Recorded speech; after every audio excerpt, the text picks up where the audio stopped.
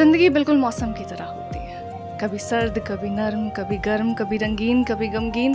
कभी ठंडी हवाएं आपको बाहों में भरती हैं, तो कभी तूफान का एक तेज हवा का झोंका सब बहा ले जाता है। ये जो जिंदगी होती है ना, ये जिंदगी बहुत अनप्रेडिक्टेबल होती है।